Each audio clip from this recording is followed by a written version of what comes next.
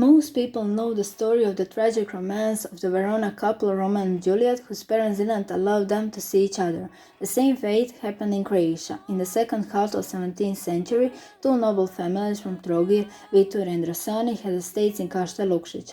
The noble Vitur family had a daughter Dobrila, and the nobleman Drasani had a son Miljenko. The two young people met and fell in love, but their love wasn't possible because of rivalry between their families.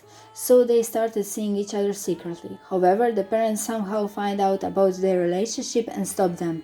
In order to be sure that the story was over, Dobrila's father decided to arrange a wedding for Dobrila with a much older man. Miljenko found out about it, came from Venice and prevented the wedding. After that, many problems started to follow them and they finally decided to escape.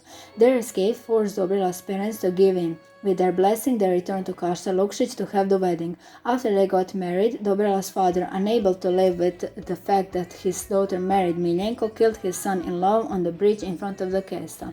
Dobrila then lost her sanity, fell ill and died shortly afterwards. Her last wish was to be buried together with Miljenko in the church of Saint Ivan in Kaštel Lukšić opposite the castle.